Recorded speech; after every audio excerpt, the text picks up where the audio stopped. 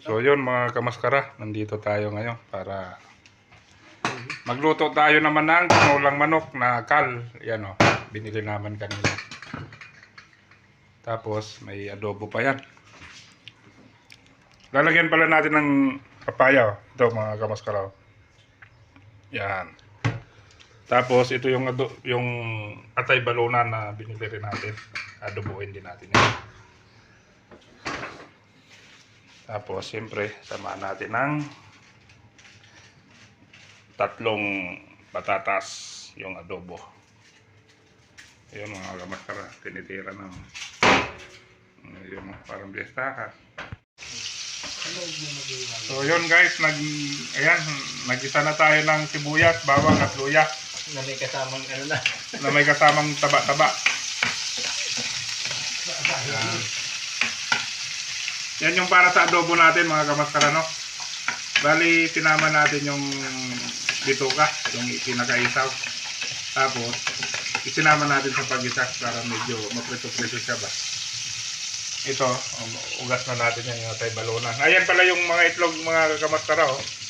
Yung kal, gawa ng kal yun. Kaya may mga itlog sa loob.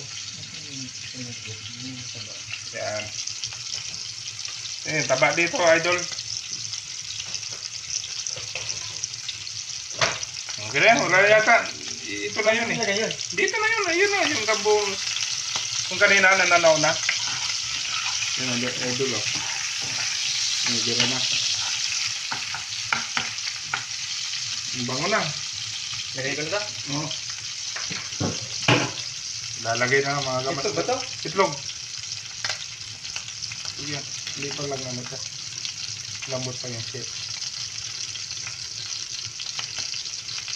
Sasangkot ka naman muna namin para yung medyo langsa-langsa niya. Ayan, ilinagay na yung atay balunan. Nasama na yung mga itlog. Yung itlog na yan, malambot naman yung shell yan. Kaya hindi pa yan totally itlog. Egg pa lang siya. So yan mga kamaskara, maya na lang yung updating nito. May pa-updating pa. So yan mga kamaskara, linagay na natin yung pinakapatatas niya para kasama na sa pagluto ang atay balunan. Tapos mamaya saka natin siya lagyan ng mga balance na ricado katulad ng bitchin at yung soka, toyo. So yun mga kamaskara, medyo nasangkot siya na natin. Napalabas na natin yung pinaka-flavor niya, no? Yung pinaka-flavor ng atay balunan. Kaya ang gagawin natin ngayon, lalagyan na natin ng toyo at soka. Yan, si Idol Arel. Siyang bibira ng Mekos. siyang nakatoka sa mga ganyan. So, sige Idol, birahin mo na. Ilan idol? Aha. Mga dalawa siguro niyan, tatloin mo na. Isa. Dalawa. Tatlo. Okay na yun doon. Nagtulungan na yung adobo. Tapos, suka naman. Lagay na. Natural. Ilan idol? Isa lang yan, Dol. Kaya ayaw natin ng sobrang asim sa adobo, Dol. Punuin mo lang na yan. Punuin mo. So, yan. Saka mo haluin ngayon, Dol. Di ba hindi inahalo daw yun? Bakit naman? May hilaw daw ang suka. Maniwala. Ganun yun eh. Mas mailaw yan kung hindi natin haluin. Yun ang masarap, Dol, no? Yung atay balo. Yung ganyan, inuulan. Ati tayo dun, ha? Lagyan mo na rin ito ng magic sarap. Sarap magic. Bitchin na lang. Bitchin, Dol. Para finalize na natin yun. So yun mga kamaskara, pinaglalagyan na natin ang mga ricados niya. Tapos pag naluto yung... Lagyan na mo to. Saka naman. Sige, patakan mo. Yan. Okay na yun. Tagin. Okay na yun. May toyo na eh. Saka mo ngayon ihalo.